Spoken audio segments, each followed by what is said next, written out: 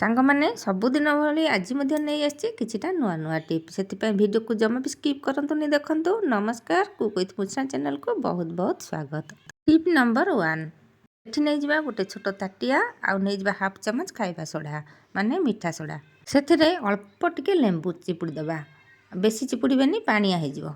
ଘରେ ଥିବା ଜିନିଷରେ ଆମେ ସବୁ ସମସ୍ୟାର ସମାଧାନ କରିପାରିବା। ଲେମ୍ବୁକୁ ମୁଁ ଏଠି ମିଶାଇ ଦେଲି, ତାପରେ ଏମିତି ଗୋଟେ ତୁଳା ନେଇ ଆସିବା, ତୁଳାରେ ଟିକେ ଏମିତି ଲଗାଇଦେବା, ତାପରେ ଆମେ ନଖରେ ଘଷିବା। ନଖ ଯେଉଁ ହଳଦିଆ ପଣ ଥିବ, ଜଣ ଜଣଙ୍କର ନଖଟା ହଳଦିଆ ଦେଖାଯାଏ, ତ ହଳଦିଆ କଟିଯିବ, ସଫା ହେଇଯିବ, ପୁରା ସଫା ହେଇଯିବ।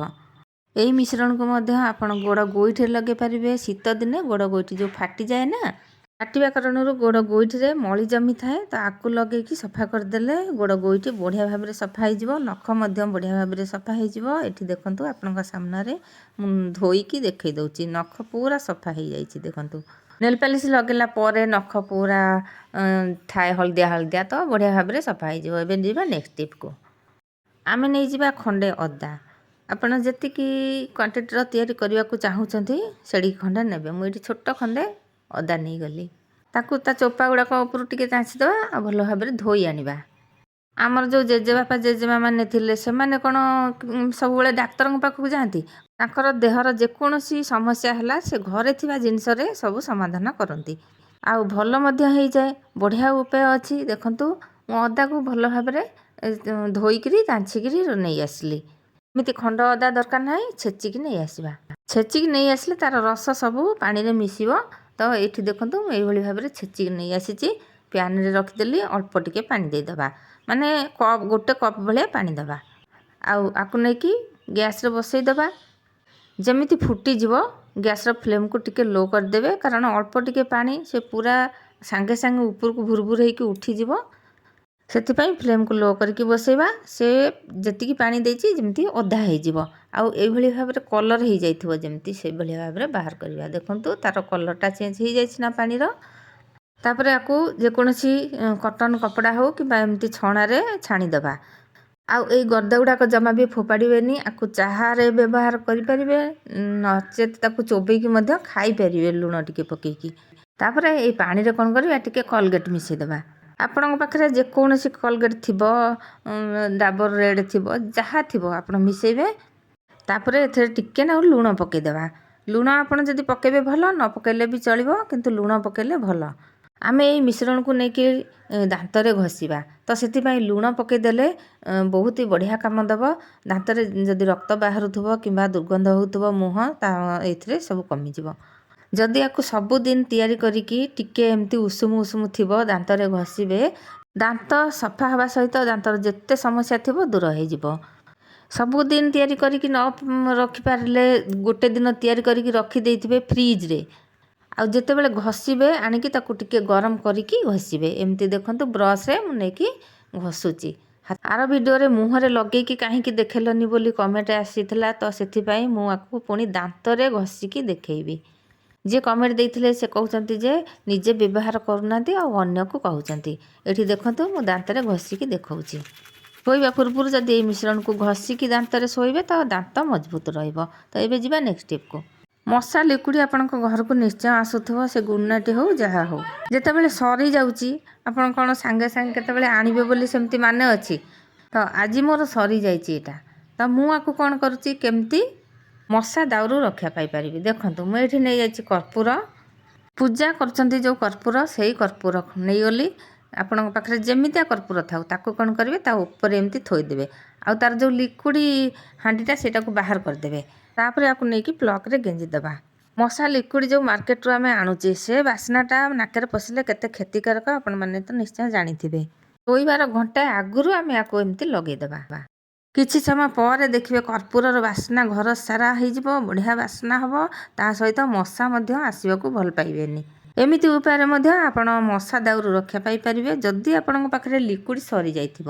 ଛୋଟ ଛୁଆମାନଙ୍କ ନାକରେ ମଧ୍ୟ ଏଇ ଲିକ୍ୱିଡ଼ର ବାସ୍ନା ପଶେ, ତ ସେଥିପାଇଁ ବି ଆପଣ ସେଇ ଜାଗାରେ ଆପଣ ଏଇଭଳି ଭାବରେ କର୍ପୂର ଲଗାଇ ପାରିବେ। ବଡ଼ମାନେ ମଧ୍ୟ ଏ ବାସ୍ନାକୁ ସମସ୍ତେ ସହିପାରନ୍ତିନି, ତ ତ ଜଣେ ଜଣଙ୍କୁ ଭଲ ଲାଗେ ତାର ବାସ୍ନାଟା, ଆଉ ଜଣେ ଜଣେ ତାଙ୍କ ନାକ ଭିତରେ ପଶିଯାଏ, ଜମା ବି ସହିପାରନ୍ତିନି, ଭଲ ଲାଗେନି ତାଙ୍କୁ। ସେଇମାନଙ୍କ ପାଇଁ ଏଇ ଟିପ୍ଟା ନିଶ୍ଚୟ କାମ ଦେବ।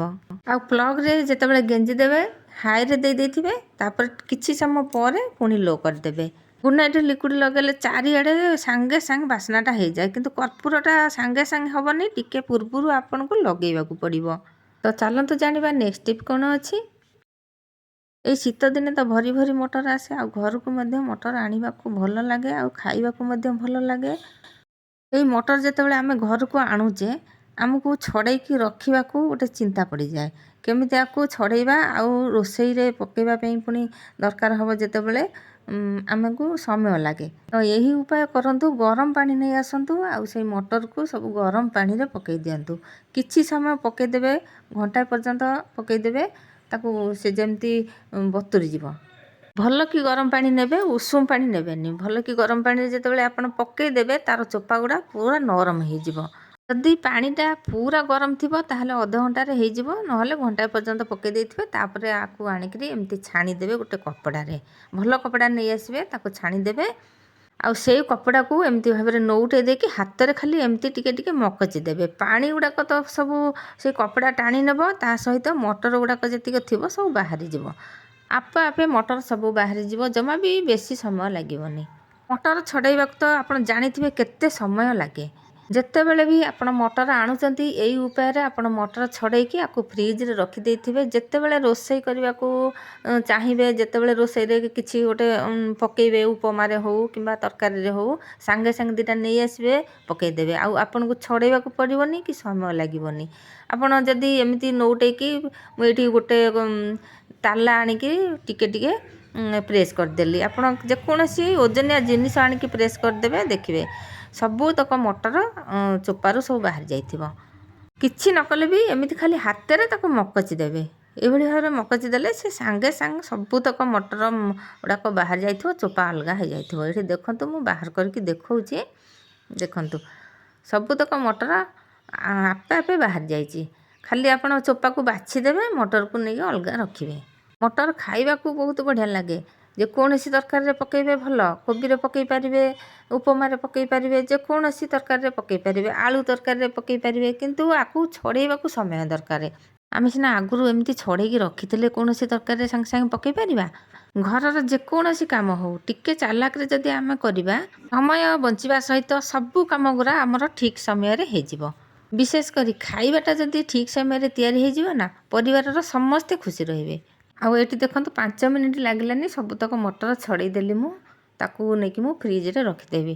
ଆଉ ତାର ଚୋପା ଗୁଡ଼ାକ ଆପଣ ଜମା ବି ଫୋପାଡ଼ିବେନି, ଚୋପା ବହୁତ ବଢ଼ିଆ କାମରେ ଲାଗିବ। ଏଇ ଚୋପା ଗୁଡ଼ାକ ଆପଣ ପାଣିରେ ପକାଇକି 2-3 ଦିନ ରଖିଦେବେ, ତାର ପାଣିକି ନେଇକି ଗଛରେ ଦେଇପାରିବେ, ନହେଲେ ସେମିତିରେ ଚୋପାକୁ ଶୁଖେଇ ଦେବେ। ଶୁଖେଇକି ଗୁଣ୍ଡ କରିକି ମଧ୍ୟ ସେ ଗଛ ମୂଳରେ ଦେଲେ ଗଛ ଗ୍ରୋଥ୍ ହେବ, ଭଲ ଫୁଲ ଫୁଟିବ, ଫଳ ମଧ୍ୟ ହେବ।